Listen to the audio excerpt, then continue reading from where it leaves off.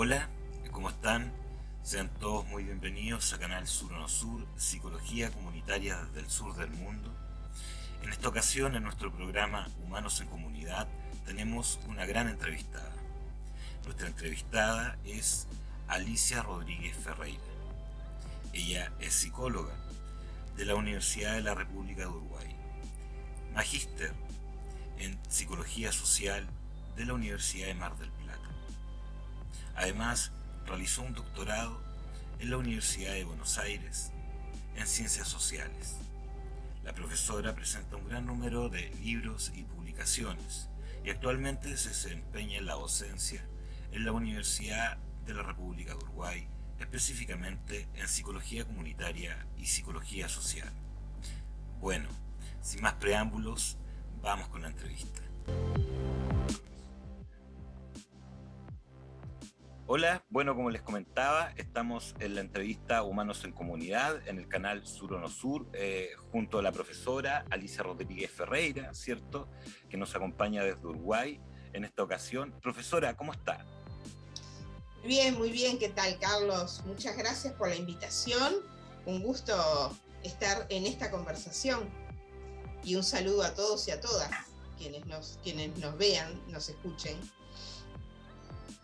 Ok, acá también, sí, estamos todos contentos, saludos para allá también, ¿no? Y estamos todos contentos, expectantes con la entrevista, ¿cierto?, que le vamos a realizar hoy. En función a eso, profesora, en torno a la psicología comunitaria hoy en el Uruguay, ¿no? Sería interesante poder revisar desde este espacio, desde este territorio, ¿cierto?, desde el Uruguay, cómo está la psicología comunitaria hoy en la actualidad, ¿cierto?, qué perspectivas son las que se están trabajando, en definitiva, y cómo lo ve también desde la academia.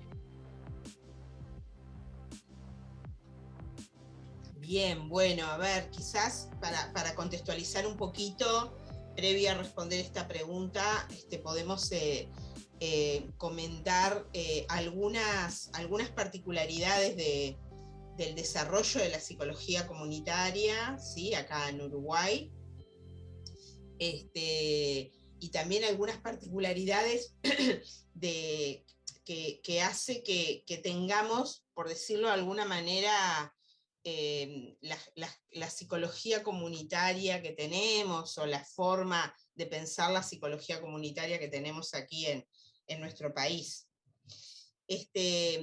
Capaz que una de las cuestiones como más relevantes, pensando en el desarrollo de la psicología comunitaria en el Uruguay, es que uno puede como ubicar históricamente una serie de antecedentes que no necesariamente en el desarrollo de esos antecedentes, de esas prácticas que se desarrollaban en el país, no necesariamente eran nombradas como prácticas en psicología comunitaria, pero que claramente por sus características hoy podemos ubicar o denominar como los antecedentes propiamente de la psicología comunitaria en el país. Nos referimos en primer lugar a los periodos previos a la dictadura en el Uruguay. La dictadura en el Uruguay se desarrolló entre 1973 y 1985, y se desarrollaban previamente una serie de prácticas en la comunidad, quizás más que con la comunidad, como diríamos hoy, sobre todo desde la Universidad de la República, ¿no? La universidad pública, que es el lugar además desde el cual yo hablo. Yo soy docente de la Universidad de la República. La Universidad de la República es la mayor universidad pública del país. Nosotros tenemos dos universidades públicas. Es la mayor universidad pública y es la mayor universidad, digamos, es la que tiene por cometido formar a la mayor parte de los profesionales y a la mayor parte, y desarrolla la mayor parte de la investigación en el país, digamos. Entonces, desde esta universidad pública se desarrollaban experiencias de extensión universitaria, digamos, sobre la base de la preocupación, de una preocupación ética, de una preocupación política, de poder tener una aproximación a la realidad y a la vida cotidiana de los sectores, digamos, más desfavorecidos y más empobrecidos de nuestro país. En ese momento entonces la preocupación sustantiva era, bueno, cómo favorecer el acceso, digamos, de estos sectores de población al conocimiento, al conocimiento académico y a lo que de beneficioso pudiera tener ese conocimiento para sus vidas. Esto claramente es un antecedente fundamental. Luego la psicología comunitaria como tal se va desarrollando, podríamos decir, ligada, como es en todos los puntos de la geografía, digamos, ¿no? Ligada a los distintos momentos sociohistóricos que el país va viviendo. Yo les hablaba hoy, bueno, de una dictadura cívico-militar entre el 73 y el 85. A partir de allí acontece un momento, bueno, de recuperación, podríamos decir, de libertades y de la democracia propiamente. En los años 90, como en el mundo entero y particularmente en América Latina, asistimos al avance del desarrollo del capitalismo, digamos, en su ciclo neoliberal, ¿no? Del desarrollo y de la profundización de un modelo económico neoliberal que no solamente incide, obviamente, en la vida material de las personas, sino que también incide en la producción de subjetividades, digamos, ¿no? En cómo somos, hasta de alguna manera inicios del 2005, inicios de los años 2000, particularmente el 2005, en donde durante 15 años un gobierno que hoy diríamos progresista, digamos de un perfil gobierno de izquierda, administra por primera vez en la historia del país, digamos, las funciones del Estado. Lo cual ahora después vamos a verlo, pero nos hace que también para la psicología comunitaria eso se constituya en una serie de desafíos, hasta el momento actual en el que podríamos decir coincide una crisis socioeconómica, sanitaria, que viene a profundizar, digamos, las situaciones de precariedad y de desigualdad, pero además que coincide, en nuestro caso, con un nuevo cambio de gobierno, en donde bueno, asume una fuerza de centro derecha que hoy que es la que hoy nos gobierna, digamos, ¿no? Entonces, cómo estas distintas etapas, estos distintos momentos en el desarrollo del país propiamente, obviamente no ajeno a América Latina, al resto de América Latina, ni ajeno tampoco a lo que va aconteciendo en el mundo entero, pero cómo estos distintos momentos suponen como distintas demandas hacia la psicología comunitaria, ¿no? Y eso, bueno, hace que la misma vaya como adoptando determinadas características y determinados desafíos, ¿no? Simultáneamente, digamos, a esto, podríamos decir que, bueno, que la disciplina va recibiendo un reconocimiento creciente a partir de su inclusión en el plan de estudios. Esto acontece en el año 1988, ¿no? Con un nuevo plan de estudios que se conforma, se formula y se implementa luego del restablecimiento de la democracia. No olvidemos que la dictadura había intervenido en la universidad, por lo tanto había intervenido en los planes de estudio y los contenidos de la formación. Entonces, luego el restablecimiento de la democracia, en un nuevo plan de estudios, en una recomposición de la universidad en su conjunto, la psicología comunitaria pasa o empieza a tener un lugar, digamos, ¿no? Empieza a tener un lugar como tal, como un campo de conocimientos con sus propias especificidades, empieza a tener lugar en la formación profesional, empieza a ser posible el desarrollo de la investigación, también en vínculo o a partir del vínculo con referentes de esta área de conocimiento, particularmente sus fundadoras, ¿no? Por allá por los años 94, 95, conocemos a Maritza Montero, viene a Uruguay, empezamos como a tejer redes, digamos, con el resto de Latinoamérica, y eso, sin lugar a dudas, para nosotros se constituye en un enriquecimiento enorme, porque nos permite como ir creciendo, digamos, en esta materia, ¿no? Siempre desde la Universidad de la República y siempre ligada a la extensión universitaria, y a lo que llamamos nosotros como una concepción integral de docencia, en donde nos parece fundamental que la extensión universitaria sea como la plataforma a partir de la cual se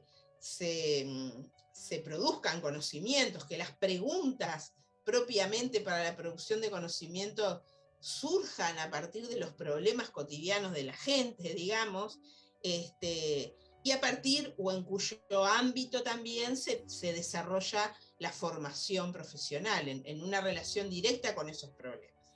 Entonces, un poco eso sigue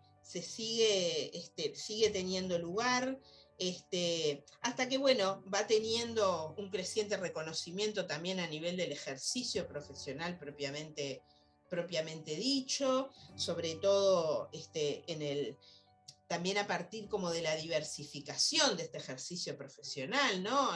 En los comienzos, previo a la dictadura, sobre todo, estaba como muy hegemonizado este ejercicio profesional por el ejercicio liberal de la profesión, por un abordaje clínico, individual, con una fuerte impronta psicoanalítica.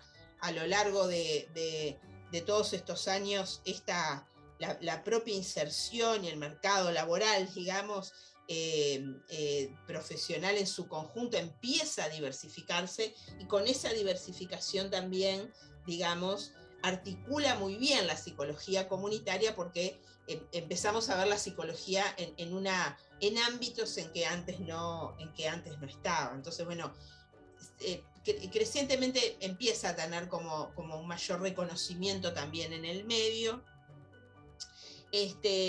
a pesar de que nosotros no tenemos, por ejemplo, un posgrado específico, ¿no?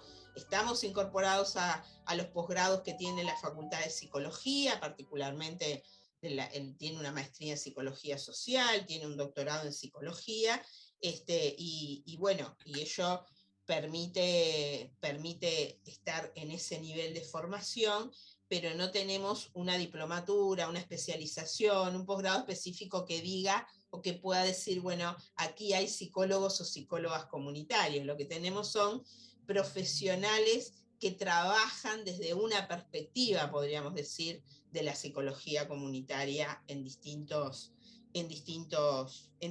ámbitos. Por ahí, digamos, como algunos aspectos del desarrollo histórico, más que nada de la disciplina. Claro. No sé, Carlos, si querés hacerme alguna pregunta, o si podemos hablar como algunas particularidades que de alguna manera tiene. A mí en particular creo que sería importante ir como a aspectos que se instalan en la psicología comunitaria en Uruguay a propósito de esta historia, ¿no? A propósito de esta historia, qué perspectivas particulares, qué áreas de intervención, hacia dónde va esta mirada uruguaya de la psicología comunitaria, que tiene sus particularidades, ¿no? A propósito de esta historia. A diferencia de la región, ¿qué considera usted, profesora, cierto, que es algo que caracteriza a la psicología comunitaria uruguaya, cierto, a partir de su tránsito histórico? Bien, allí capaz que partir como de una serie, podríamos decir, de condiciones de posibilidad que hacen como a una psicología comunitaria que tiene sus particularidades, ¿no? Porque, bueno, por un lado esto que decía, el anclaje en la Universidad de la República, el desarrollo de la extensión universitaria, eso es como como muy importante. Después al final voy a retomar esto y les voy a decir de alguna manera cómo esto se materializa ahora en un proyecto de evento que tenemos para el 2024. Se expresa como muy claramente, digamos, ¿no? Pero por otro lado, podríamos decir que a la influencia muy fuerte que tuvo en la psicología comunitaria en Uruguay, el desarrollo de la psicología comunitaria latinoamericana, en esto que decía, bueno, las redes que vamos construyendo con distintos colegas, amigos, amigas de América Latina, ¿no? Que vamos como tejiendo esas redes de relación, de vínculo, de intercambio académico y que nos influye claramente.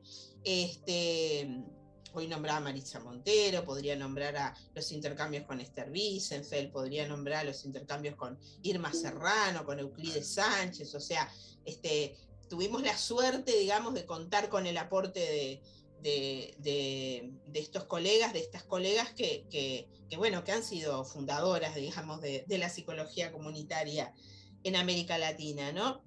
Pero la particularidad quizás es que en esta región, y particularmente, diría en Argentina también, pero particularmente en Uruguay,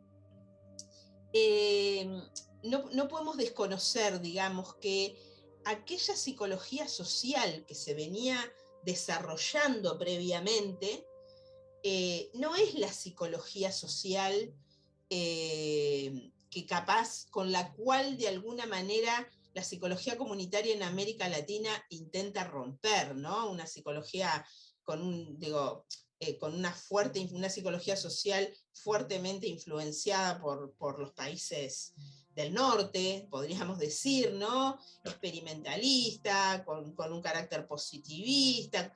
Esa era la psicología social que de alguna manera nosotros hemos escuchado decir a estas personas que nombraba antes, a Maritza Montero, a Esther, a Irma, ¿no? Que hemos escuchado decir cómo la psicología comunitaria parte de una crítica a esa forma de hacer psicología social. En el Uruguay, la particularidad es que esa no era la psicología social que se estaba desarrollando. La psicología social que se estaba desarrollando en la región, por eso decía, particularmente Argentina tiene mucha influencia en nosotros, por razones obvias, por la proximidad, por el tamaño, por la dimensión, digamos, ¿no? Era una psicología social que tenía raíces psicoanalíticas muy fuertes, ¿no? Pero que al mismo tiempo produce nuevos caminos a partir de un pensamiento psicoanalítico o una institucionalidad del psicoanálisis que para nada conformaba a todo un sector de la intelectualidad crítica del momento en el campo de la psicología y de la psicología social. Entonces, bueno, tenemos de alguna forma los desarrollos que genera Enrique Pillon-Rivière, Armando Bauleo, Gregorio Barenblit, o sea, una serie de referentes que son creadores de una psicología social, insisto, de raíz psicoanalítica, pero que se aparta al mismo tiempo y critica al mismo tiempo, sobre todo la institucionalidad de lo que era el psicoanálisis, digamos, en ese momento, y eso permite, como hacerle lugar, digamos, a una psicología social, que va a influenciar en la psicología comunitaria con una impronta muy particular, que yo diría la tiene en el Río de la Plata, la tiene en algunas universidades en México también, digamos, y que yo sepa por lo menos no mucho más, digamos, ¿no? Entonces, esta psicología social incide mucho en la psicología comunitaria. Nuestra propia formación, nuestra formación ha sido una formación con un énfasis en el psicoanálisis, digamos, como perspectiva teórica,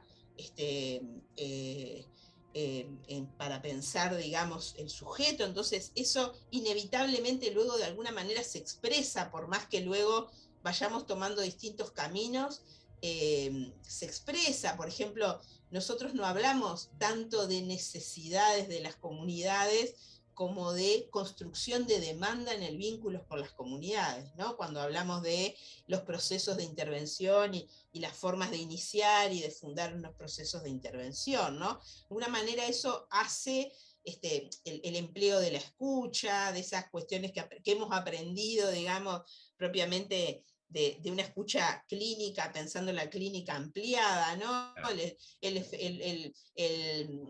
efecto de la escucha, de una estructura de demora, o sea, una serie de nociones técnico-metodológicas que de alguna manera nos influyen. Y luego también esto articulado con otra influencia que hemos tenido fuertemente, que ha sido la del institucionalismo francés, ¿no? Los autores que de alguna manera trabajan toda la corriente de la psicología institucional, Luro, Lapasade, ¿no? Que de alguna forma también tienen incidencia en nuestra psicología comunitaria.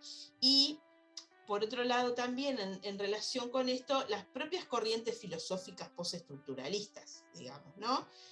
Hablemos de Foucault, de Deleuze, de Guattari, que de alguna manera colocan claramente una perspectiva de producción de subjetividad que lejos de ser concebida como una cuestión de la interioridad de los sujetos, es concebida como producción social, digamos, ¿no? Es concebida como en su carácter colectivo. Uno no puede pensar la producción de subjetividad en términos individuales, ¿no? La pensamos en términos de producción colectiva. Entonces, bueno, cómo estas nociones, estas perspectivas inciden fuertemente en el carácter de la psicología social comunitaria que se desarrolla. Quizás ni nosotros muchas veces nos damos cuenta, cómo es que esto incide. A veces solamente lo podemos percibir porque nos percibimos en relación a otros, a otras, nos comparamos en relación a la psicología comunitaria que se desarrolla en otras regiones, y eso nos permite vernos a nosotros mismos y poder como identificar estas peculiaridades, estas señales propias, ¿no?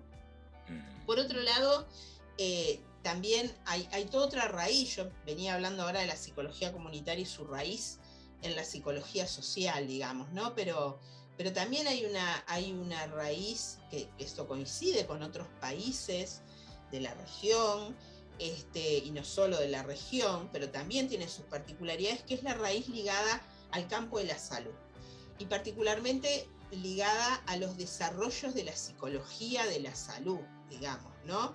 En una perspectiva que no es tanto la psicología de la salud, que a veces una ve que se expresa en otras partes del mundo, como es una psicología muy ligada a los procesos, digamos, de salud, enfermedad en términos biológicos, ¿no?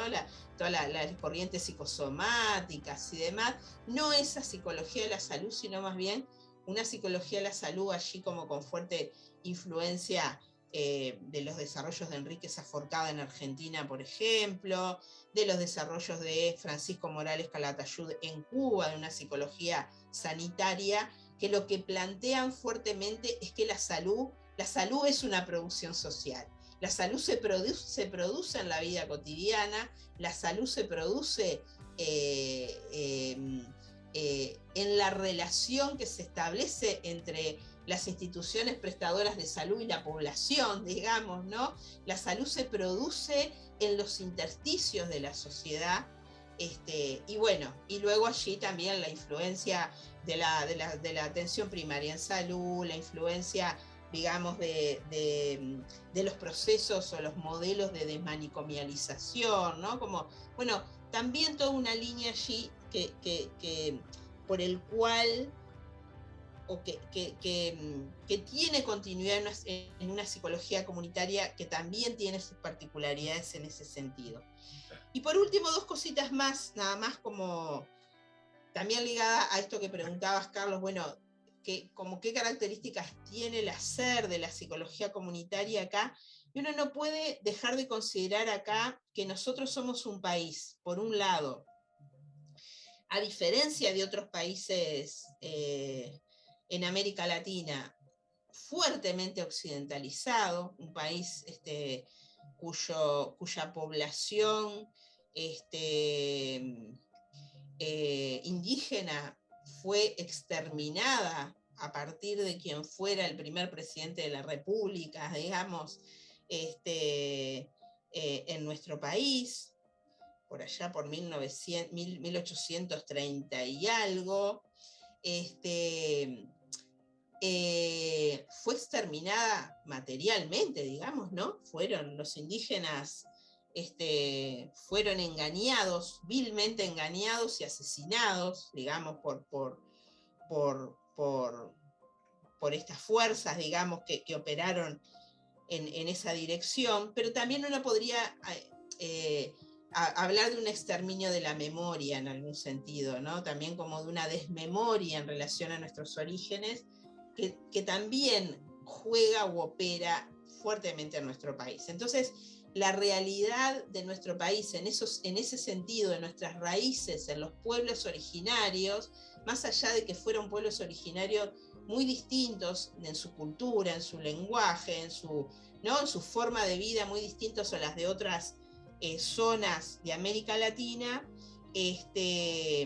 no tienen el lugar que tiene bueno, en Chile mismo, en Argentina, ¿no? Para nombrar los más próximos, ni que hablar en otros países como Perú, como Bolivia, como lo que conocemos, ¿no? México. Entonces, eso hace que sea una psicología comunitaria también, porque esa es otra particularidad, que es la de la enorme urbanización que tiene la mayor parte de la población está ubicada en las ciudades. Nuestro campo está despoblado. La mitad de la población está ubicada en la capital, que es Montevideo, y que es el departamento más pequeño de los 19 departamentos que tiene el país. Y la mitad de la población está concentrada en Montevideo. Pero además de eso, luego buena parte del resto de la población que no está concentrada en Montevideo está concentrada en las ciudades del interior. Nosotros tenemos un campo vacío, digamos, ¿no? Si uno recorre las rutas del país, nos encontramos con un campo vacío, con poblados pequeños, ¿no?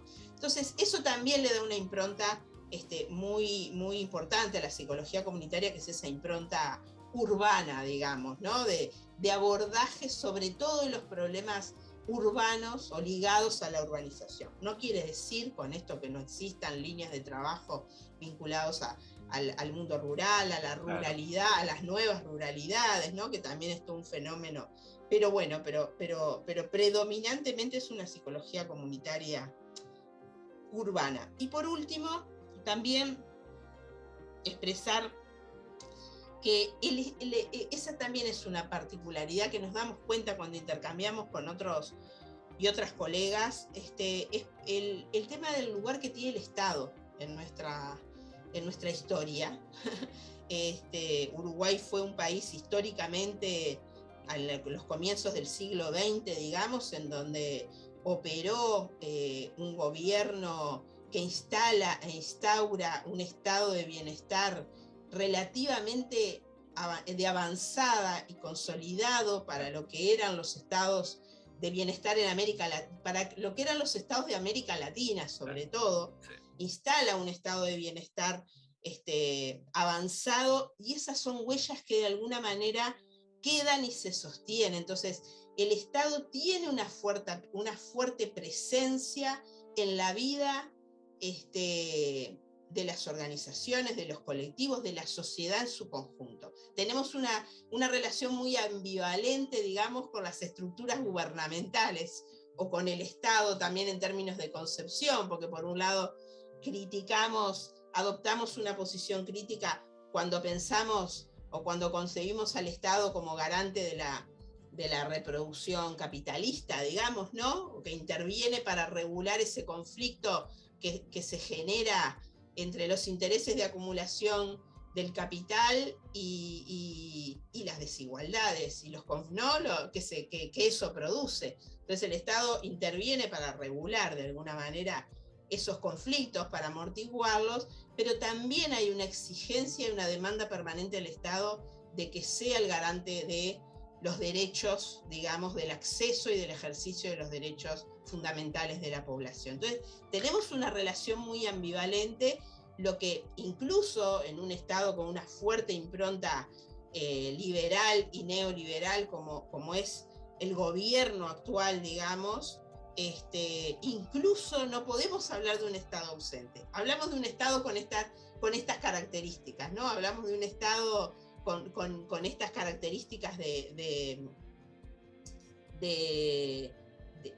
le otorga, digamos, el lugar que le otorga el neoliberalismo al Estado, pero no está ausente. En tal caso sí es insuficiente su intervención en términos de garantizar derechos, pero no está ausente de nuestras vidas. Entonces, bueno, eso hace también a una psicología comunitaria bastante particular, sobre todo en lo que tiene que ver con cómo ha incidido también en el lugar de la psicología comunitaria en las políticas públicas, en las políticas sociales, ¿no?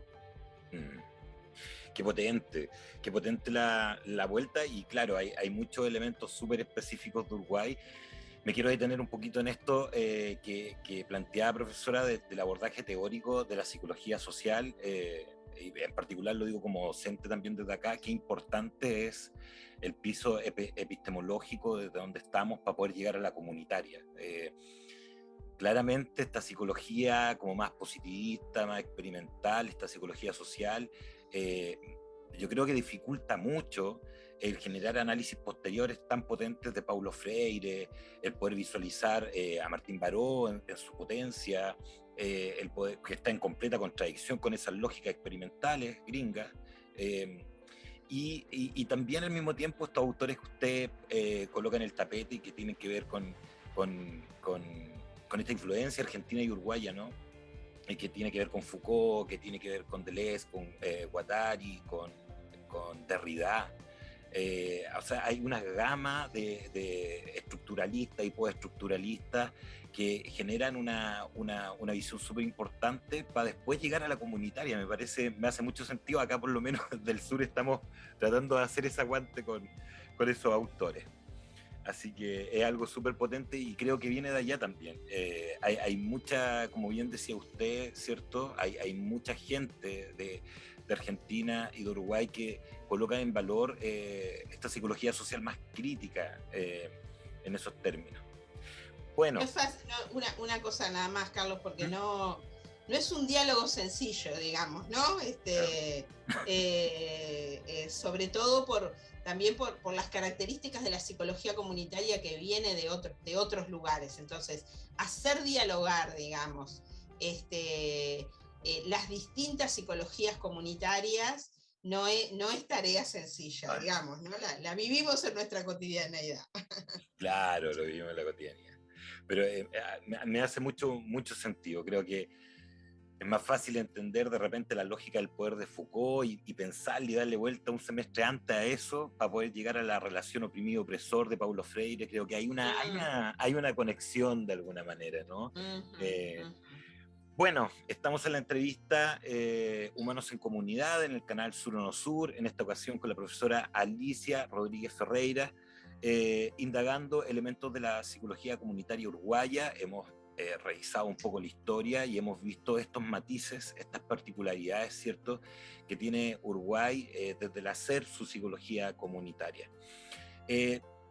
Cambiando un poco, ¿cierto?, el foco de la pregunta, pero manteniéndonos en la psicología comunitaria uruguaya.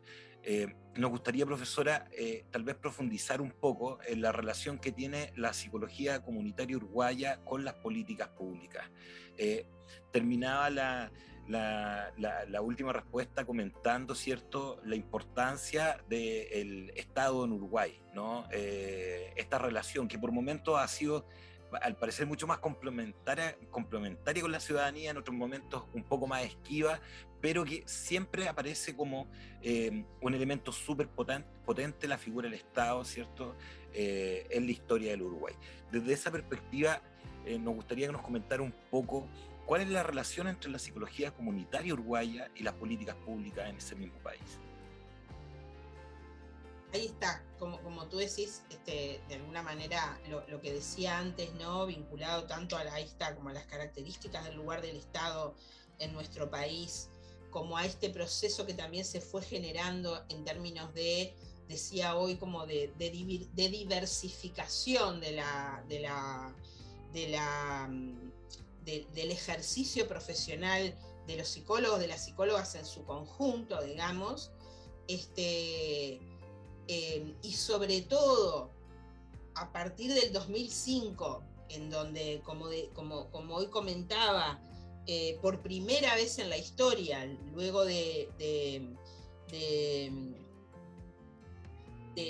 una historia marcada por gobiernos conservadores de centro derecha, digamos, desde los orígenes de la nación hasta ese momento, por primera vez en la historia asume un gobierno de izquierda, progresista, podemos optar por distintas formas de denominarlo, con la fuerza política que había sido también una fuerza de resistencia muy importante en la dictadura, ¿no? Que es el Frente Amplio, una coalición, pero una coalición muy estable, digamos, a lo largo del tiempo, de distintos partidos de izquierda, asume el gobierno en el año 2005, permanece hasta el 2015, hasta el 2019 en 3 administraciones de gobierno, y eso determina varias cosas, digamos. Por un lado,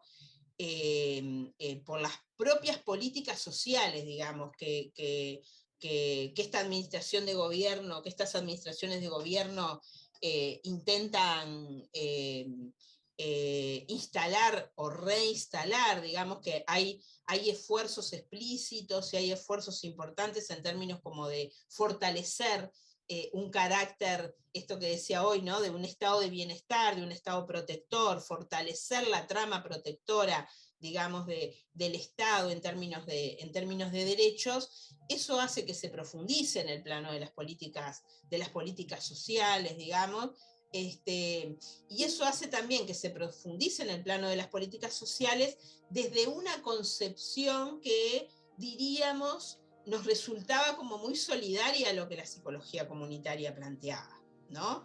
Desde una concepción preocupada justamente por el ejercicio de esos derechos, por generar procesos participativos en la propia población, digamos, ¿no? Por generar unas políticas sociales que consideraran integralmente al sujeto, con valoración de los procesos de autonomía de esas poblaciones, con el establecimiento de diálogos y la jerarquización de los diálogos con las organizaciones y los movimientos sociales, digamos, en una relación con el campo popular que antes no había existido, ¿no? O sea, que genera unas condiciones, podríamos decir, favorables para que la psicología comunitaria, con todos sus postulados ético-políticos, sobre todo, pudiera encontrar allí un lugar. Entonces, de alguna manera fue un proceso,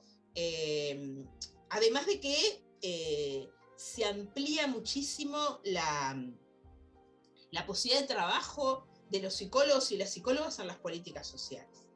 No solo de los psicólogos y las psicólogas, sino también de otros profesionales del campo social en su conjunto, antropólogos, comunicadores, ¿no? Trabajadores de las ciencias sociales en general, o sea, se amplía muchísimo ese campo laboral y bueno, y eso hace que nos veamos en el desafío de muchas veces poner en práctica muchas de las, ya ahora no solo desde la universidad, sino de la propia política social, de muchos de los postulados de la psicología comunitaria. No solo además, porque esa era una particularidad, yo misma desde los años 80 había trabajado en políticas sociales vinculadas a la infancia, digamos, ¿no? Pero sobre todo había trabajado en el plano que uno diría hablando en la jerga de política pública, en los niveles de ejecución de la política, ¿no? Los planos que uno dice, los terminales, los niveles de operativos, de ejecución, los profesionales o los equipos técnicos que trabajan directamente con la población. La particularidad en este periodo que les mencionaba es además la de que los psicólogos y las psicólogas se involucran en la gestión de la política, ¿no? En cargos de gestión de política, en cargos de diseño de política, ¿no? Entonces, eso también nos coloca en desafíos importantes y diría, de alguna manera, algo así como que hasta el momento la política pública, que había sido contexto, otra vez, ¿no? Que había sido como el escenario en el cual, o un escenario en el cual algunos psicólogos y psicólogas venían trabajando desde una perspectiva comunitaria, podríamos decir como que la política se constituye en texto, ¿no? Se constituye en objeto. Nosotros hicimos como mucho hincapié en el tema de cómo la política, no, o sea, los campos de preocupación, el campo de problemas para la psicología comunitaria en la política pública no era solamente los problemas que aborda la política pública, qué sé yo, los diferentes problemas vinculados a los sectores en situación de pobreza, a las distintas edades, ¿no? Lo que sabemos como lo que son los problemas, o esas categorías de problemas que construye la propia política, digamos. No solo eso, sino que la propia política y los propios discursos de la política, los propios diseños de la política, concebidos como objeto de conocimiento, en tanto, decíamos nosotros, bueno, produce sujetos, produce subjetividades, digamos, ¿no? Entonces, en tanto produce subjetividades, es fundamental concebirla como parte, digamos, del conocimiento. Entonces, esto de alguna manera marca lo que fue, ¿no? Como los desafíos para la psicología comunitaria en su momento, poder intentar comprender y conocer las distintas racionalidades y las distintas lógicas que operan en la política pública, las racionalidades tecnocráticas, las racionalidades políticas, político-electorales, partidarias, ¿no? Temas con los que no nos metíamos de pronto antes, bueno, poder entender cómo operan esas lógicas, esas racionalidades y cómo eso muchas veces entra en contradicción con las lógicas comunitarias propiamente, ¿no? De la vida cotidiana de la gente, fue un aspecto fundamental. Eso nos permitió también integrar algunos de estos elementos a la propia formación, digamos, ¿no? Nos permitió también entender que no hay a priori, primero, como los alcances y los límites de la política pública, ¿no? Es como, más allá del color del gobierno, más allá como del color político partidario del gobierno, de las intencionalidades, no deja de ser el Estado, no deja de ser el aparato del Estado, no deja de ser con el peso, digamos, que eso tiene. Vuelvo al tema de las lógicas y las racionalidades, ¿no? Entonces, darnos cuenta que no podemos trabajar con demasiados a priori en estos escenarios, que es necesaria una mirada estratégica que tenga en cuenta no solo las coyunturas particulares, singulares, de cada sector de la política pública, de cada coyuntura histórica también en el país, de cada momento, ¿no? De qué cosas se disputan en cada situación, digamos, ¿no? No es un campo homogéneo, por el contrario, es un campo altamente heterogéneo y sumamente complejo.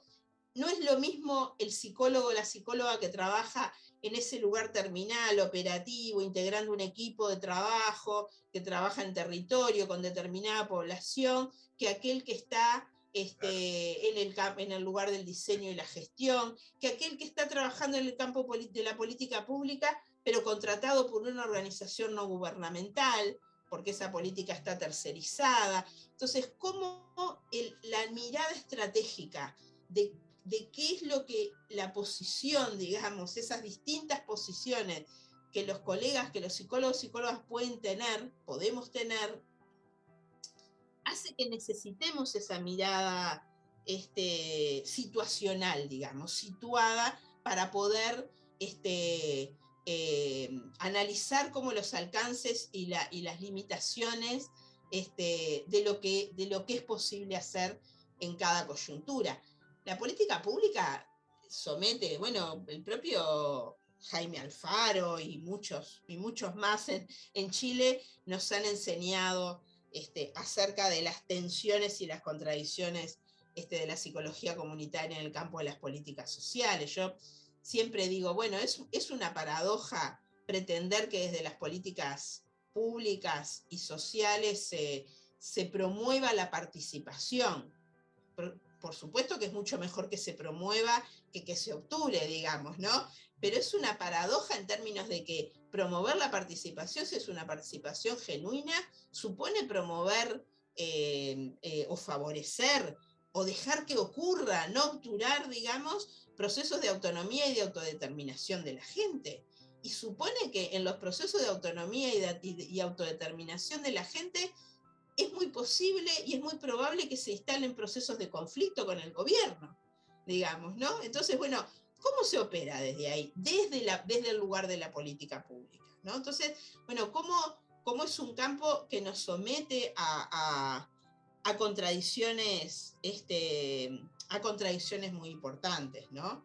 Entonces, bueno, la psicología comunitaria ha estado siempre, una cosa también me parece importante decir, cuando estamos hablando de que buena parte del campo laboral, del campo profesional, de los psicólogos, psicólogas y de aquellos también que trabajan desde una perspectiva comunitaria, está en el campo de las políticas públicas,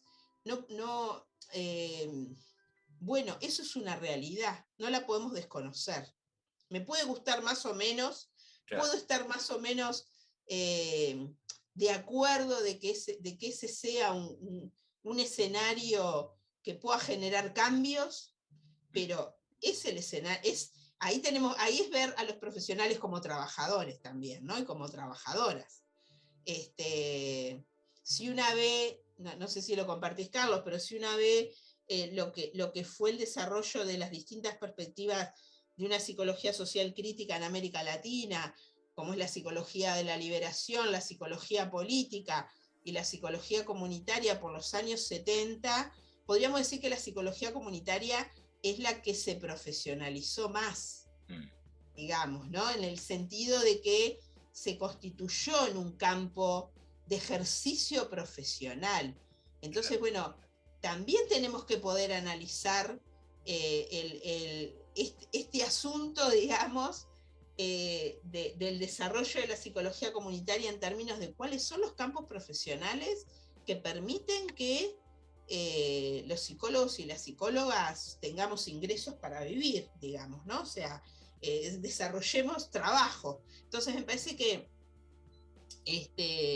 ese es un elemento importante. Entonces, por eso digo, en esta relación ambivalente que nosotras por lo menos hemos tenido con el Estado, con la relación con el Estado, y por ahí nos peleamos y decimos, no, en realidad el trabajo de la psicología comunitaria tiene que estar del lado de los movimientos sociales, de las organizaciones sociales, en una cuestión de disputa, digamos, con los gobiernos, ¿no? Pero bueno, pero al mismo tiempo, ¿dónde están las fuentes laborales, digamos, ¿no? Entonces, bueno, me parece que es un tema lindísimo, digamos, para poderlo seguir analizando, ¿no? Sí, es que en realidad, es que claro, es un tema que yo creo que nos lleva a lógicas de reflexión y tensiones conceptuales a propósito, que lo expresaba súper bien con la idea de la participación.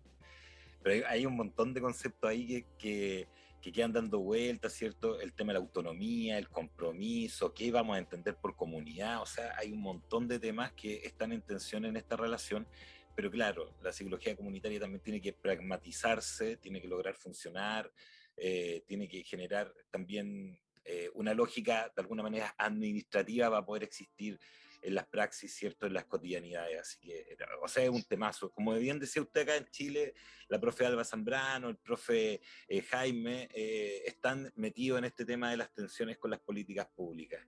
Así que, súper. Bueno, seguimos en la entrevista de Humanos en Comunidad en el canal Sur o No Sur, ¿cierto? Junto a nuestra invitada Alicia Rodríguez Ferreira, que nos acompaña desde Uruguay. Hemos estado indagando ahora recién, ¿cierto?, la relación de psicología comunitaria y políticas públicas en el Uruguay. Y ahora, profesora, nos interesa revisar psicología comunitaria y sociedad contemporánea.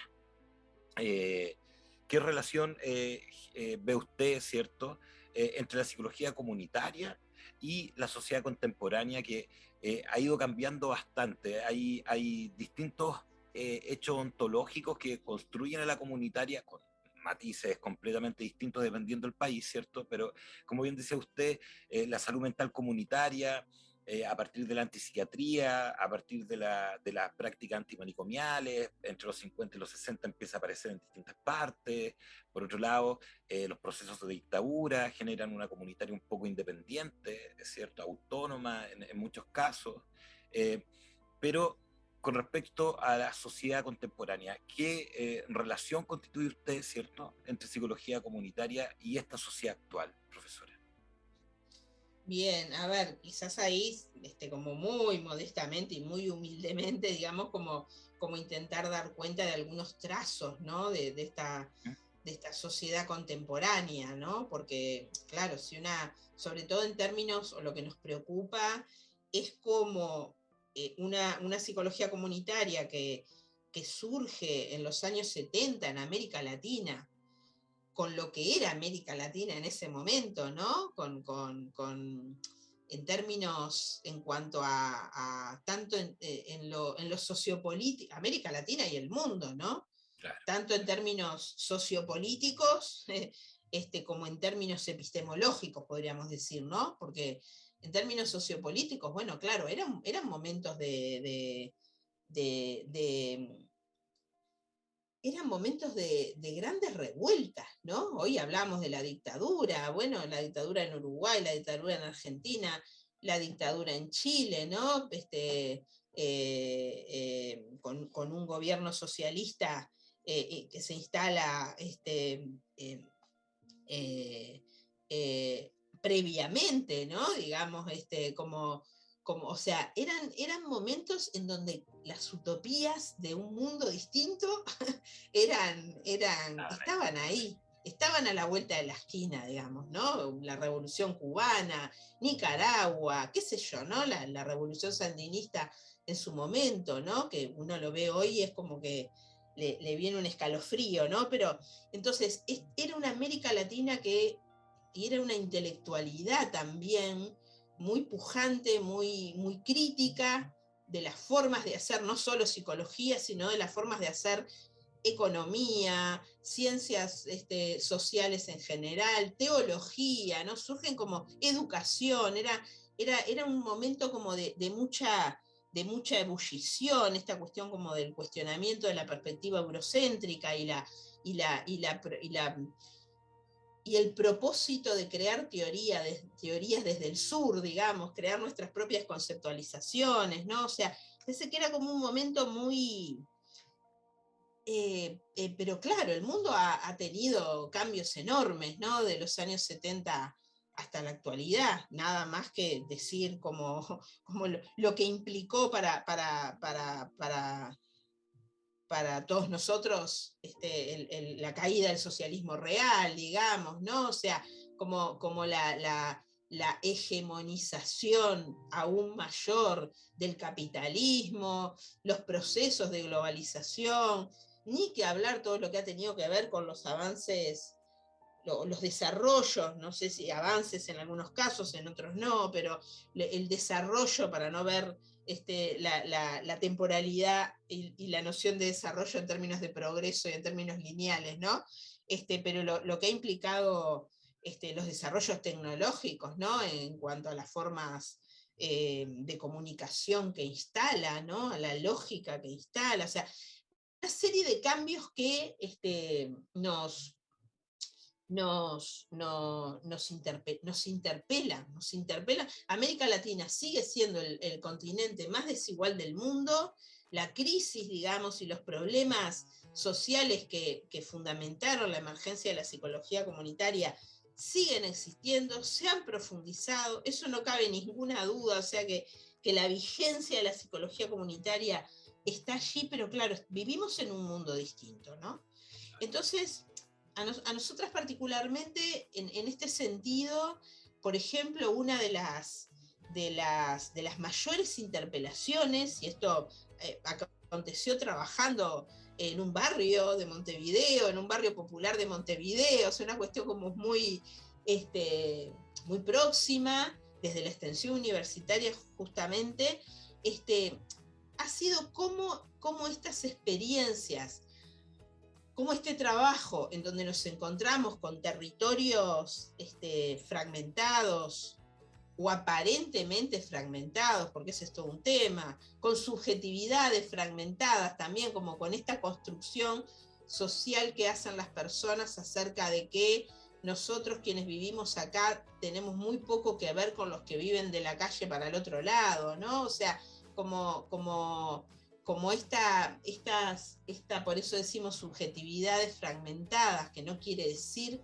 que esa fragmentación, digo, la fragmentación es propia, el capitalismo parte las ciudades, digamos, ¿no? Las partes, y cuando las parte las deshistoriza también, porque es como, parece que olvidamos cómo es que llegamos hoy a la diversidad, por ejemplo, en el caso concreto del que les estoy hablando, cómo es que llegamos a barrios populares tan diversos en su composición, digamos, en su composición material, de vivienda, de condiciones residenciales, de formas de llegada al barrio, de procesos más socioculturales, económicos, o sea, cómo es que llegamos a la diversidad a la que llegamos a los barrios populares, digamos. Y eso tiene una lógica que es la lógica de la urbanización capitalista, digamos, ¿no? Lo cierto es que cuando nos encontramos con estas realidades, cuando nos encontramos con los territorios, digamos, con estas características, rápidamente nos interpela en relación a, bueno, ¿qué estamos entendiendo por comunidad? ¿Qué es la comunidad? ¿No? ¿Qué es la comunidad? Si lo que vemos en realidad es diversidad, si lo que vemos es una diversidad que se traduce en términos muchas veces de conflicto, que se traduce en términos de desigualación, porque no es solamente, o no es el tema de somos distintos, sino que el tema, porque tenemos distintas historias, porque tenemos distintas cotidianeidades, sino que es unos son mejores que otros, digamos, y ejercen relaciones de poder y de dominación también al interior de los sectores populares, digamos, ¿no? En subjetividades también que se han construido como esta subjetividad, como el tema con un fuerte componente ligado a la meritocracia, ¿no? A la culpabilización de las personas que viven en situación de pobreza, al supuesto de que lo que ha acontecido es que no han sabido aprovechar las oportunidades, digamos, ¿no? O sea, esta idea de individuo que de alguna manera instala el modo liberal de ver el mundo, en donde pareciera que los destinos de cada uno y de cada una de nosotras somos dueños de nuestro destino, digamos, tenemos la autonomía y la posibilidad de hacer lo que queramos, como si eso no dependiera de condiciones materiales y sociales muy concretas, ¿no? O sea, se construye o se ha construido en plena pandemia. Nuestro presidente habló muchas veces de la libertad responsable, ¿no? Acá no hubo obligatoriedad de quedarnos en nuestra casa, hubo recomendaciones y hubo invitación a hacer ejercicio de una libertad responsable, ¿no? Una libertad responsable que nos supone a todos en una situación de igualdad, como si todos pudiéramos quedarnos en nuestra casa, ¿no? Esto que vimos por todo el mundo, digamos, pero en América Latina con mucha más crudeza. Entonces, bueno, esta forma, digamos, estas subjetividades que se generan, de alguna manera nos interpelaron enormemente, bueno, ¿de qué hablamos cuando hablamos de lo común? ¿De qué hablamos cuando hablamos de lo común de la comunidad? ¿No? ¿Qué riesgo tiene o qué riesgos tiene quedarnos exclusivamente en las dimensiones vinculadas a lo común de la comunidad, digamos, ¿no? ¿Qué riesgos ha tenido históricamente? Y acá nos han ayudado mucho a pensar algunas corrientes y algunos filósofos que han trabajado mucho el tema críticamente acerca de la comunidad. La comunidad, yo siempre digo, entra a la psicología por la puertita de la psicología comunitaria, pero la comunidad como problema ha estado en las ciencias sociales, en la filosofía política, desde muchísimo antes, digamos, que la psicología comunitaria empezara a hablar de la comunidad. Entonces, nos ayuda también como a pensar, bueno, ¿qué riesgos tienen a veces permanecer como en una ilusión, en la ilusión de la comunidad, en la ilusión de lo común, digamos, ¿no? ¿Qué riesgo incluso hasta de violentación tiene? Cuando, por ejemplo, como nos pasó a nosotros, pretendíamos como hacer movimientos de integración de esa diversidad. Nosotros decíamos, ¿y por qué de integrar? ¿No? En algún momento dijimos, ¿pero por qué? ¿Quién quiere integrar? ¿Qué quiere decir integración de la diversidad? Entonces, bueno, cómo esto nos llevó a interpelar muy concretamente la noción de comunidad y a analizar, digamos, y a poder pensar y a reformularla junto con algunos colegas, particularmente con Marisela Montenegro de la Universidad Autónoma de Barcelona, con Joan Pujol, en donde decíamos, bueno, quizás tengamos que pensar en otras metáforas, ¿no?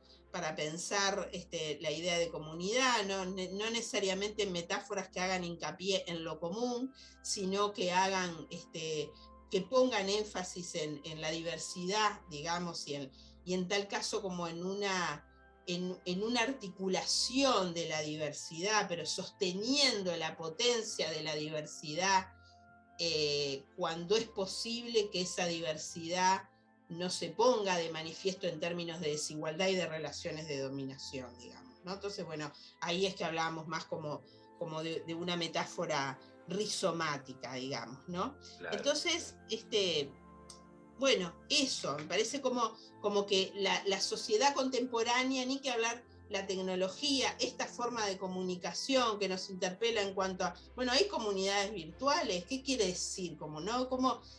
¿Cómo nos interpelan permanentemente las categorías de pensamiento, ¿no? No, tremendo tema. Solo el último punto para hablar todo un programa con respecto a las comunidades virtuales y todos estos espacios de existencia, pero con pregunta, ¿no? Es bueno, ahí hay todo un mundo ontológico y epistemológico. Estamos en la entrevista Humanos en Comunidad en el canal Sur Uno Sur junto a la profesora Alicia Rodríguez Ferreira, revisando ahora, ¿cierto?, la psicología comunitaria en la sociedad contemporánea y distintos conceptos que van teniendo lectura, ¿cierto?, e interpretación distinta y valor distinto, ¿no?, dependiendo del curso en distintos momentos históricos. Profesora, en función, y tal vez trasladándonos a otro tema, resultaría importante también revisar la formación profesional en psicología comunitaria. A mí, entendiendo que tiene una carrera docente, que está, ¿cierto?, en la universidad, en Uruguay, me gustaría como preguntarle primero, en términos generales, ¿no? ¿Hacia dónde cree usted que va el tema de la formación profesional en la psicología comunitaria? O cuál es la perspectiva que visualiza y cómo se está dando también en el Uruguay, ¿no? Cómo se está dando este proceso de profesionalización de la psicología comunitaria allá.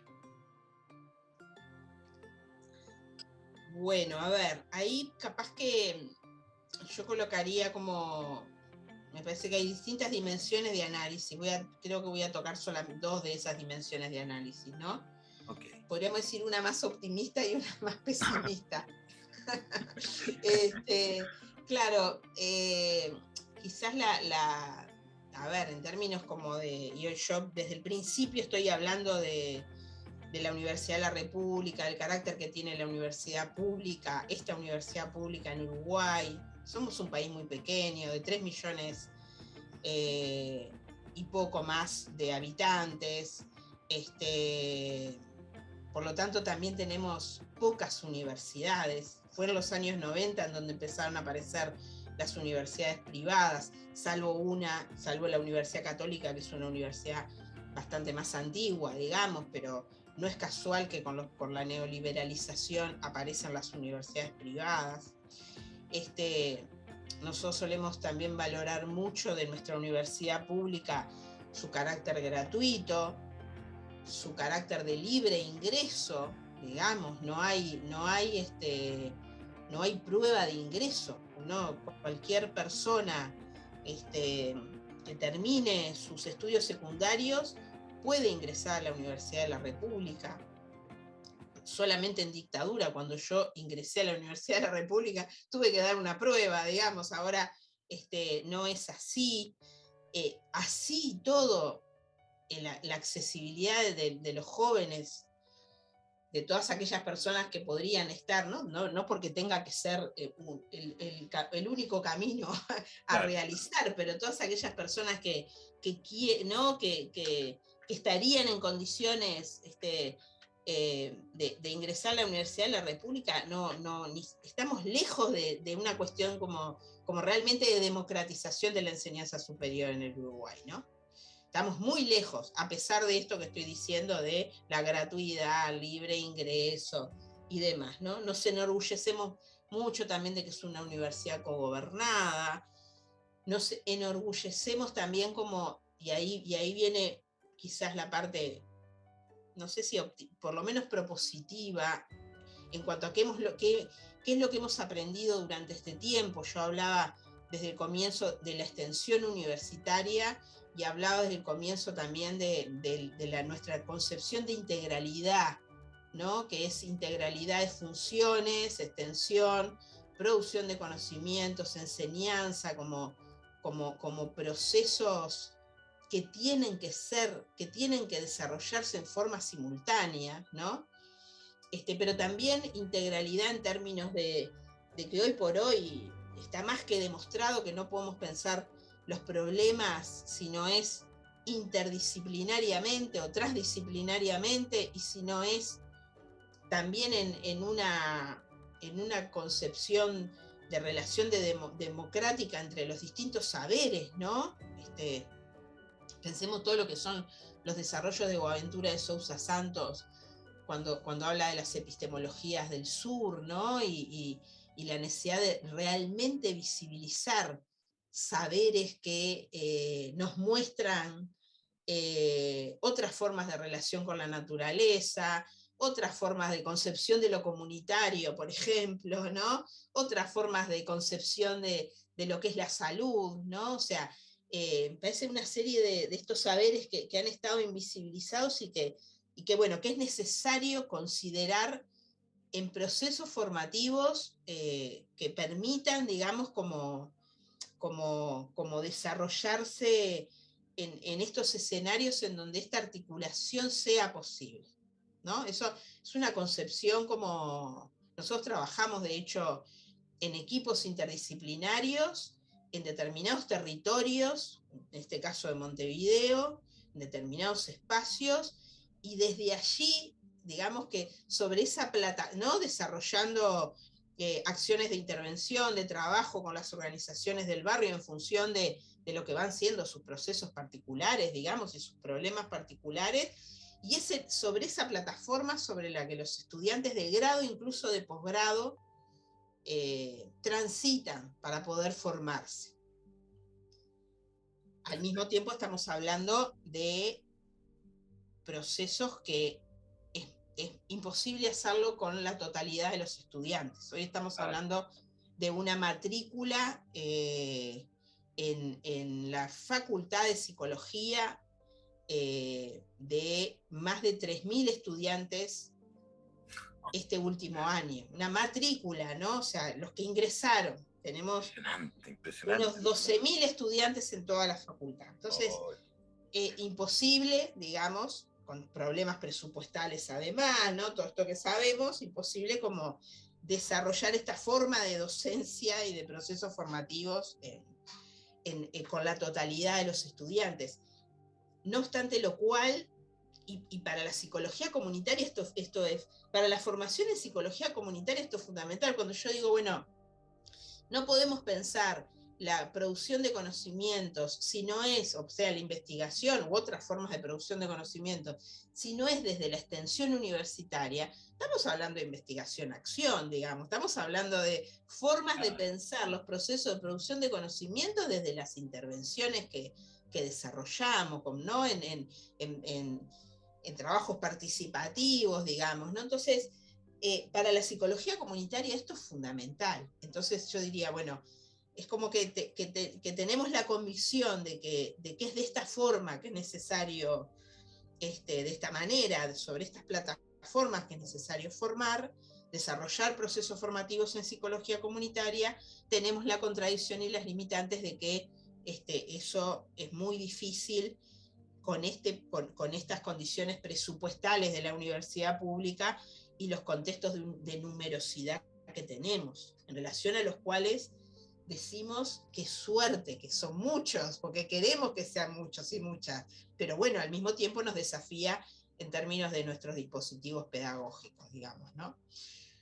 Eso como por un lado, que es muy propio, o por lo menos es como lo experimentamos aquí en Uruguay, el tema formativo en psicología comunitaria.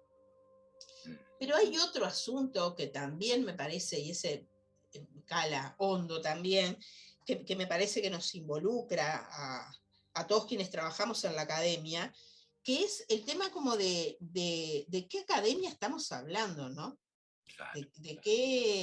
De qué mundo académico estamos hablando y de la lógica del mundo académico. Estamos en una academia que es parte de esta sociedad capitalista, y estamos en una academia que es como parte de la sociedad capitalista, es parte de lo que es el capitalismo cognitivo, por ejemplo, ¿no? Entonces, cómo hay un mundo vinculado a la publicación en determinados medios y demás, en donde aquel aspecto que es imprescindible para quienes trabajamos en las universidades y en este mundo académico, que es difundir y poner a disposición nuestro conocimiento con otros colegas, con otras colegas, con la población en general, digamos, cómo eso en el marco de un capitalismo cognitivo se pervierte, digamos, y genera a veces decimos con algunos colegas, con algunas carreras muy locas y muy perversas en cuanto a toda esta dinámica, digamos, de, bueno, ¿qué es lo que hay que hacer para mantenerse en el mundo universitario y académico? Entonces, esto muchas veces es tan contradictorio con los postulados de la psicología comunitaria, digamos, que también nos somete a tensiones importantes. O sea, es necesario que desde la psicología comunitaria podamos cuestionar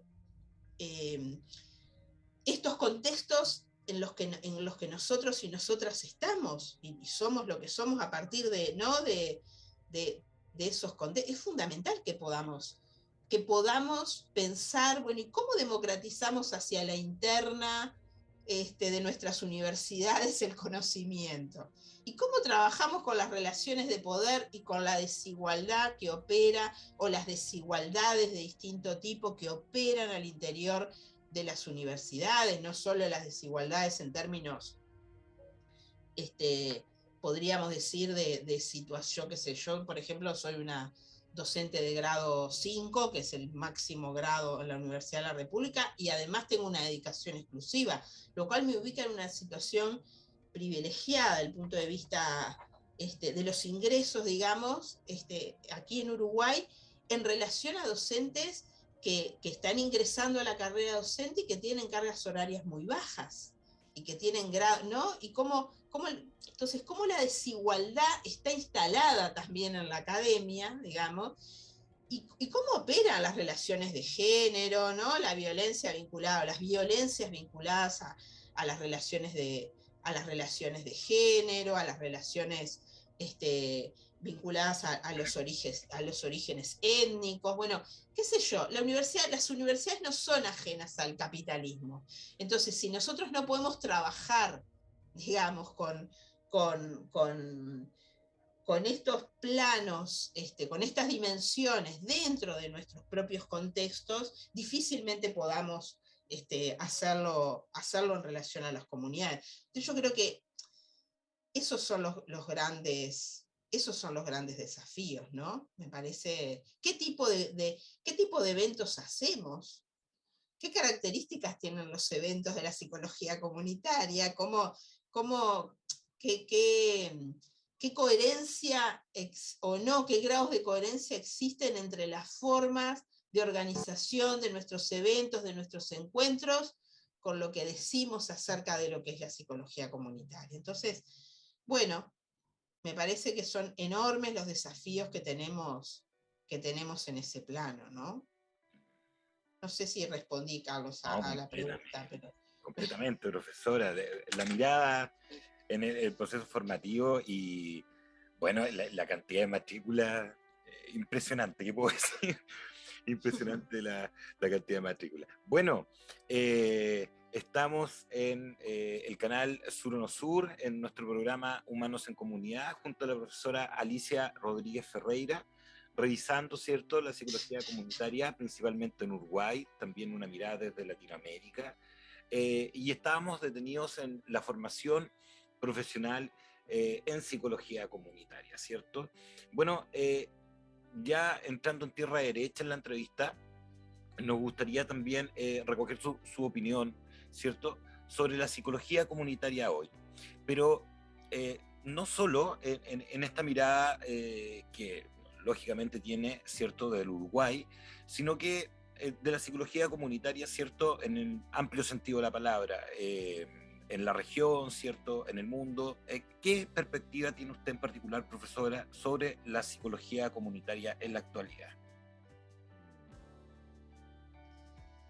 A ver, también con toda la humildad, o más que humildad, y con algo que en parte me anticipo a la respuesta con esto, también con la parcialidad inevitable desde la que una puede mirar el asunto, ¿no? Desde este rinconcito del mundo, desde este país pequeño, y desde la experiencia propia también, que nos otorga una mirada parcial, digamos, ¿no? Nunca totalizante acerca de las cosas y por lo tanto tampoco totalizante de la psicología comunitaria o de las psicologías comunitarias, ¿no? Yo creo que hoy, ya lo han dicho, lo mostraron con mucha claridad Maritza Montero e Irma Serrano con esa publicación del libro en Paidós del 2011, en donde muestran el desarrollo de la psicología comunitaria en todos los países, en cada uno de los países de América Latina, salvo creo Panamá, porque no llegaron a contactar allí con ningún colega, creo que salvo Panamá, pero después todos los países de América Latina están contemplados allí y nos habla como de la enorme diversidad de psicologías comunitarias que existen, ¿no? Y bueno, ni que hablar si además lo pensamos en términos más internacionales, ¿no? Uno cuando asiste a las conferencias internacionales de psicología comunitaria ve como esas improntas de cada región, de cada lugar, ¿no? Entonces, a mí me parece que nuestra psicología comunitaria, pensando sobre todo además en Latinoamérica, hoy decía, bueno, cómo los cambios sociales, sociopolíticos, desde su surgimiento hasta la actualidad, nos interpelan permanentemente en las categorías que empleamos, sobre todo además porque si el capitalismo tiene una habilidad, es la de captura, ¿no? La de fagocitar nociones, conceptos, ideas que en un momento potencial transformador, digamos, y rápidamente al ser capturadas, al ser fagocitadas, yo qué sé, pensemos en la cantidad de publicidades que utilizan la noción de comunidad, por ejemplo, pierden como, se despolitizan, ¿no? Entonces me parece que pierden como su fuerza, su potencia de transformación. Entonces me parece que hay un desafío enorme permanentemente, y yo creo que la psicología comunitaria tiene esa virtud, me parece, que es como ese carácter recursivo, ¿no? Ese carácter crítico que hace que permanentemente esté como revisándose. Yo no sé si hay otros campos de la psicología en general, incluso de la psicología social, que se revisan y se critican tanto, digamos, como la psicología comunitaria, pero me parece que bueno, que es imprescindible poder hacerlo, ¿no? Me parece que no podemos como conformarnos, ¿no? Me parece que esa revisión tiene que estar, hoy por hoy, digo, permanentemente hacerse en diálogo con otras disciplinas, con otros saberes. Yo decía, también es muy distinto el mundo en lo que refiere al desarrollo más epistemológico, ¿no? Hoy, si bien los feminismos, la otra vez hablábamos de eso con algunas colegas, si bien los feminismos fueron contemporáneos también al surgimiento de la psicología comunitaria, sin embargo no dialogaron en su momento, no dialogaron. Hoy lo que son los aportes, más que nada, más allá de la diversidad de movimientos feministas que existen y demás, pero lo que son los aportes de las epistemologías feministas, digamos, lo que son los aportes de los feminismos desde el punto de vista de las perspectivas epistemológicas acerca de la construcción y de la producción de conocimiento, a mí me parece que son aportes fundamentales, ¿no? Como el tema de colocar en una relación, en una cuestión como en el mismo plano, no solo las diferencias de clase, que sin duda son fundamentales, y la influencia del marxismo en la psicología comunitaria eso lo puso sobre el tapete, ¿no? Pero no solo las diferencias de clase, sino las diferencias de género, las diferencias de étnicas, de origen, de nacionalidades, cómo a través de la noción de interseccionalidad, que de alguna manera supone como considerar la diferencia de las diferencias, digamos, ¿no? Como considerar estas articulaciones de diferencias, me parece que son como aportes fundamentales para la psicología comunitaria, ¿no? Me parece que también las experiencias o las perspectivas epistemológicas de los feminismos, junto también, yo decía hoy, las epistemologías del sur, el pensamiento decolonial, también aportan como al tema de, por ejemplo, a la cuestión de la producción de lo común, ¿no? Cómo pensar la producción de lo común. Hoy decíamos la necesidad de revisar eso cuando hablamos del concepto de comunidad, ¿no? Entonces, bueno, cómo nos permite hacer como ese tránsito hacia la cuestión de la producción de lo común, que siempre está sostenido como en entramados comunitarios, dijeran algunas autoras, ¿no? Raquel Gutiérrez particularmente, pero bueno, parece que nos aportan ahí, hoy decía también las corrientes postestructuralistas, ¿no? Me parece que son aportes superadores de los, yo creo que el planteo en su momento de Maritza Montero de un paradigma de la construcción y la transformación crítica fue fundamental, porque permitió como decir, bueno, es esto, ¿no? La psicología comunitaria puede sintetizarse de esta forma, ¿no? Me parece que fue un aporte fundamental en un momento en donde había habido como mucha acumulación de experiencia, digamos, y ella hace como ese proceso de síntesis que me parece que fue fundamental. Sin embargo, yo creo que hay que seguir reflexionando epistemológicamente, ¿no? Es necesario seguir desarrollando una reflexión epistemológica para poder encontrar las herramientas que permitan, que nos permitan desarrollar prácticas que puedan, y ahí viene como otra cuestión también que me parece que es necesario repensar, que es como el tema de nuestro lugar en los procesos sociales, ¿no? La palabra o la noción de intervención, como intervención comunitaria, es una noción muy, muy difundida, digamos, la propia noción de empoderamiento, ¿no? Y yo creo que es necesario repensar estas nociones, ¿no? ¿En qué lugares nos ubican?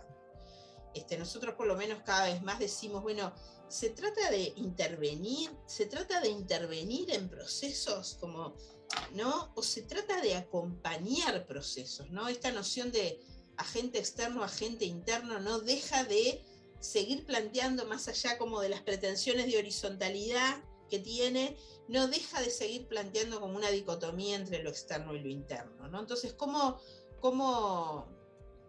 pensarnos como un actor más entre otros tantos que en cada escenario en los que trabajamos hay, ¿no? Comunitarios, del Estado, en toda su heterogeneidad? Bueno, nosotros somos un actor más, que tenemos una mirada parcial, digamos, ¿no? Y lo que es posible de construirse en ese diálogo y como resultante de ese diálogo, digamos, ¿no? Entonces me parece que también es necesario cuestionar esta noción de intervención. Nosotros nosotros digo, un equipo interdisciplinario que trabajamos en un barrio acá en Montevideo, decíamos el otro día en una conversación, el tema de la presencia, ¿no? El tema de la presencia y la construcción de vínculos en un barrio genera efectos que no necesariamente que no son planificados, digamos, pero que es necesario estar allí para que para que determinados efectos se produzcan. ¿Cuáles son esos efectos? No lo sabemos con certeza, digamos, ¿no? Hay algo ahí como de lo que se produce, pero sí lo que sabemos con certeza es la convicción de que es necesario construir permanencias, construir vínculos, construir como soporte de lo que acontezca, ¿no? Con una perspectiva de un posicionamiento ético, político, como soporte para que algo acontezca ahí. Pero ¿qué es lo que acontece? No lo podemos anticipar, ¿no? Entonces, aquello de cambio social planificado de alguna manera es necesario revisarlo, digamos, ¿no? Entonces, no sé, por ahí yo podría seguir como pero me parece que ya vamos a aburrir a nuestros oyentes y oyentas. No, bajo ningún punto de vista. Igual que el otro día, un gusto, profesora, escucharla. Así que súper. Estamos en la entrevista Humanos en Comunidad del canal Sur o No Sur, Psicología Comunitaria desde el Sur. Junto a la profesora Alicia Rodríguez Ferreira, llegando al final de la entrevista, hemos revisado muchos temas en torno a la psicología comunitaria y en particular a la psicología comunitaria en Uruguay. Pero siempre en el programa nosotros les pedimos, ¿cierto?, a nuestras invitadas, a nuestros invitados, que puedan dedicar unas palabras al cierre, ¿cierto?, principalmente pensando en la comunidad educativa, en nuestros estudiantes de Latinoamérica, ¿cierto? Unas palabras al cierre, algún comentario, alguna reflexión, profesora, le dejo la palabra. Bueno, ahí diría como algún comentario y alguna invitación también, ¿no? 2 invitaciones, o 3, no sé. Una que tiene que ver con esto de, bueno, me parece que quienes se aproximen a la psicología comunitaria puedan aproximarse como desde esta perspectiva de lo inacabado, digamos, ¿no? De que como cualquier campo de saber y de conocimiento es algo inacabado. Entonces, aproximarse a cualquier campo de conocimiento desde ese posicionamiento abre o genera aperturas para poder participar de esa construcción, digamos, una cosa así, ¿no? Como me parece que si nosotros nos acercamos a un campo de conocimiento, como si allí estuvieran planteadas las verdades, digamos, eso clausura, ¿no? Cierra. Entonces, quizás creo que uno de los mensajes a quienes se estén formando sea ¿no? Como la invitación a acercarse a la psicología comunitaria como con la claridad y la certeza de que hay posicionamientos éticos, políticos que hacen como a nuestra responsabilidad como universitarios y nuestras universitarias en el trabajo con las personas en general. Esto es válido para toda la psicología, pero me parece que para la psicología comunitaria es fundamental.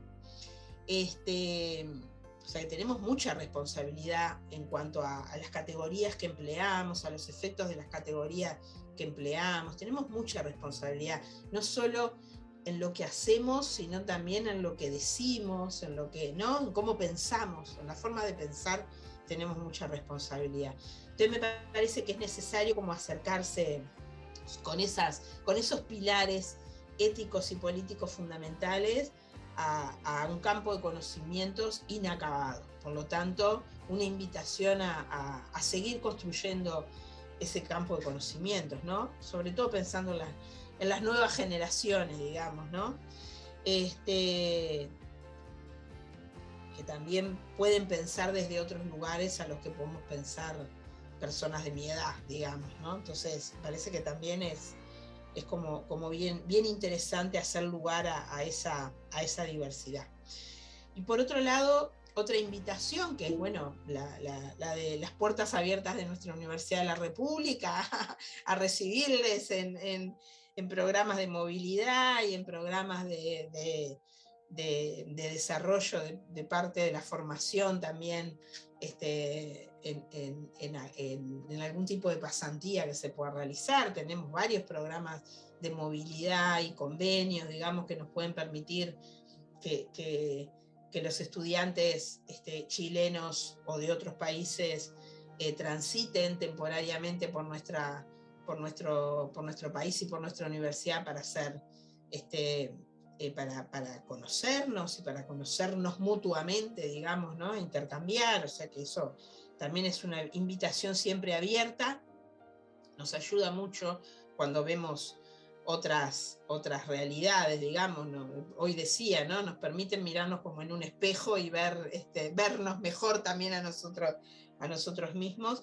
Y finalmente, una invitación también a decirles que la Conferencia Internacional de Psicología Comunitaria, que se hace cada 2 años, en distintos lugares desde hace ya, ahora, por ejemplo, este año, en septiembre, va a ser la 9ª Conferencia Internacional de Psicología Comunitaria, va a ser en Nápoles, en Italia.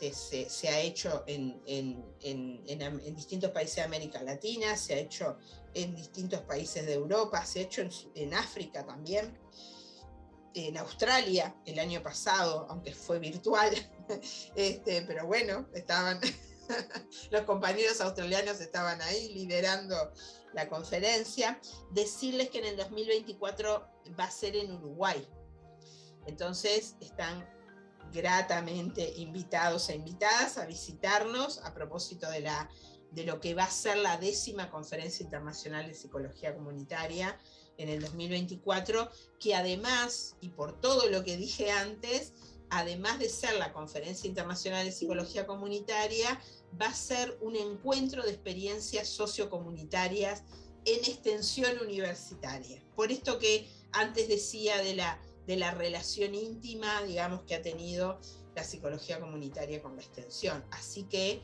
por último, entonces, invitarles a que nos visiten en esa oportunidad. Ahí vamos a estar, profesor. Vamos a armar delegación de acá del sur. Perfecto. Bueno, profesora, en realidad solo darle las gracias. Yo tengo solo palabras de agradecimiento, aparte que siempre es un gusto conversar con ustedes, se me pasa la hora volando, y en realidad darle las gracias por tomarse el tiempo, ¿no? de tenernos en estos conceptos y en ideas tan importantes que yo estoy seguro que a los estudiantes de Latinoamérica les va a servir mucho escuchar, ¿cierto?, distintas miradas desde distintos lugares, como decía usted, y también en esta lógica de que no cierran las ideas, de que estamos performativamente construyendo en todo momento. Bueno, agradecerle a usted, profesora, agradecerle también a ustedes, ¿cierto?, que nos acompañan y que se suman con sus visualizaciones y con sus likes, ¿cierto?, acá en el canal. Bueno, profesora, un gusto. Muchas gracias. Muchas Igualmente, gracias. muchas gracias por la invitación y bueno, y disponible cuando quieran para poder dialogar y aprender juntos sobre estos desafíos. Muchas gracias, Carlos. Gracias, profesora, no se preocupe, le vamos a cobrar la palabra. Que esté muy bien.